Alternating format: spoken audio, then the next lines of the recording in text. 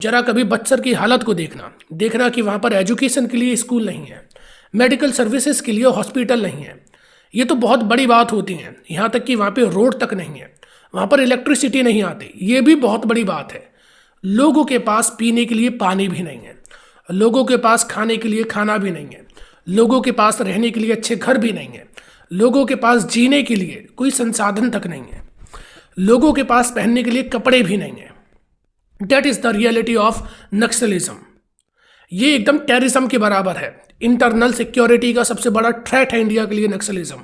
ये कम्युनिस्ट विचारधारा ये इंडिया को अंदर से खोखला कर रही है। और जो लोगों को ये लगता है कि केवल हम हथियारों से मारकर, ये जो हथियारबंद लोग हैं यही केवल नक्सली हैं, इन्हें मारकर हम नक्सलिज्म से भारत को मुक्त कर सकते हैं, तो ऐसा होने वाला बिल्कुल भी नहीं है। क्योंकि नक्सलिज्म केवल इतना नहीं है, क्योंकि सबसे बड़े नक्सली वो हैं जो कि शहरों में बैठे हैं, जो कि टीचर हैं, जो कि प्रोफेसर हैं, जो कि पत्रकार हैं, कुछ डॉक्टर हैं, कुछ यूनिवर्सिटीज़ में पढ़ रहे हैं आपके छात्र और छात्राएं हैं। ये लोग सबसे बड़े नक्सली हैं। और ये इस बात के लिए नक्सली नहीं है कि ये कम्युनिस्ट विचारधारा से प्रभावित हैं, बल्कि इन्हें उसकी फंडिंग आती है, इन्हें रुपए दिए जाते हैं। ये अभी जो दिल्ली में प्रोटेस्ट करा गया जिसमें कि हिडमा के नारे लगाए गए, और बक्सर में ये जिस मॉडल की और जिस सस्टेनेबल डेवलपमेंट की बात कर रहे हैं, क्या वहाँ की ग्राउंड रियलिटी को भी ये लोग जानते हैं? क्या जानते हैं कि किस तरीके से वहाँ के गांव खाली हो चुके हैं जहाँ पर एक सिंगल आदमी नहीं है? क्या ये लोग जानते हैं कि वहाँ पे गांव में ज़्यादातर विधवा औरतें हैं? क्या ये लोग जानते हैं कि वहाँ पर लोग आने जाने से डरते हैं? क्योंकि एक तरफ तो पुलिस है, पुलिस जो कि उन्हें लगता है कि आप नक्सलिज्म के साथ मिले हो, और दूसरी तरफ नक्सली हैं जो कि उन्हें लगता है कि तुम सरकार के साथ मिले हो। बीच में पिस रहे आदिवासी लोग, उनकी कोई गलती नहीं है, लेकिन वो लोग इन दोनों के बीच में मारे जा रहे हैं। क्या कभी उनका ख्याल आता है? जो ये हिडमा का गांव है उसमें 10 महीने पहले अभी पहली बार लोगों को बस सर्विस मिली है। एक बस वहां पर पहली बार अभी चली है। एक डॉक्यूमेंट्री देख रहा था जिस्ट की, मैंने उसमें देखा कि लोग एक दिन पहले निकला करते थे, 24 घंटे पहले अगर उन्हें शहर में अपना कोई काम कराना होता था, और बस आ जाने के बाद उन्हें केवल 4 घंटे का समय लगता है। उनकी खुशी का कोई ठिकाना नहीं था। उनके गांव में रोड नहीं थी, अब धीरे धीरे वहां पर रोड बनना शुरू हुई। पीने के लिए पानी नहीं था तो सरकार ने वहां पर सोलर जेट यूज करे हैं, टंकी बनवाई है। हर घर जल मिशन के तहत वहां पर पानी दिया जाएगा, हर घर तक पानी जाएगा। अभी डेवलपमेंट के काम चल रहे हैं। जो वहां पे आर्मी के कैंप हैं वहां पे हेल्थ केयर कैंप लगाए जा रहे हैं, उन्हीं आर्मी के कैंप में स्कूल तक लगाए जा रहे हैं ताकि वहां के लोगों को एजुकेट करा जा सके। ये डेवलपमेंट क्या कभी नक्सलाइट लोग कर पाए? क्या कभी नक्सलिज्म ने कुछ भी डेवलपमेंट करा? केवल और केवल ये लोग रुपए पे पलने वाले लोग हैं। एक विचारधारा की हमने ये विचारधारा पकड़ ली है।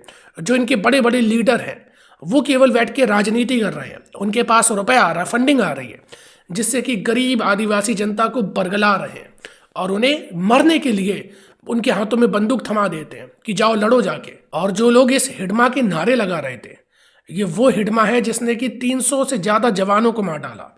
ये वो हिडमा है जिसकी वजह से कई आदिवासी लोग मारे गए। ये वो हिडमा है जिसकी वजह से हजारों लोगों ने अपनी ज़िंदगी गंवा दी। और यही लोग हैं जो कि फिर ह्यूमन राइट को लेकर के आ जाते हैं। आप बताओ कि क्या, चलो मानी मैंने कुछ कमियां हैं, कि अपनी बात को मनवाने के लिए किसी और की जान लेनी कितना सही हो सकता है, ये मुझे बताओ।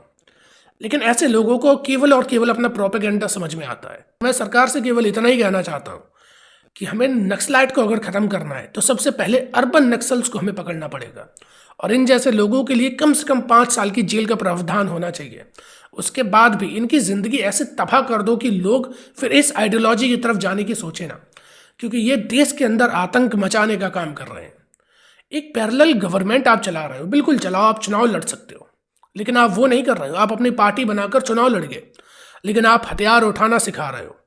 और यहाँ पर गवर्नमेंट की कमी ये है कि वो जो आदिवासी लोग हैं वो बिल्कुल नॉर्मल लोग हैं, उन्हें कुछ नहीं समझ में आता, उन्हें कुछ नहीं पता है। उन पे जो लोग पहले पहुंच के कम्युनिकेट अच्छे से कर लेंगे वो उन्हीं की बात मान जाते हैं। नक्सलिज्म इतना ताकतवर हो गया कि वो सरकार से पहले पहुंच के कम्युनिकेट करने लगा और सरकार नहीं कर पाई। ये हमारी कमियों में से सबसे बड़ी कमी है। अगर नक्सलिज्म को ख़त्म करना है तो लोकल आदिवासियों को हमें जॉब देनी पड़ेगी। वहाँ की सर्विस में लोकल आदिवासी ही होंगे जो अपने आदिवासी लोगों के लिए काम करेंगे। वहाँ पर हमें इंफ्रास्ट्रक्चर डेवलपमेंट करना पड़ेगा, रोजगार के नए तरीके लाने पड़ेंगे। और दूसरी तरफ ये जो नक्सली पिल्ले हैं इन्हें भी मारना उतना ही ज़रूरी है। जल्दी से जल्दी अगर नक्सलिज्म हटाना है तो उसके लिए सबसे पहले हमें डेवलपमेंट करना पड़ेगा। यूनिवर्सिटीज़ से, हॉस्पिटल से, इनसे हमें नक्सलियों को बाहर निकालना पड़ेगा, तब जाकर हम इस देश से नक्सलिज्म को ख़त्म कर पाएंगे।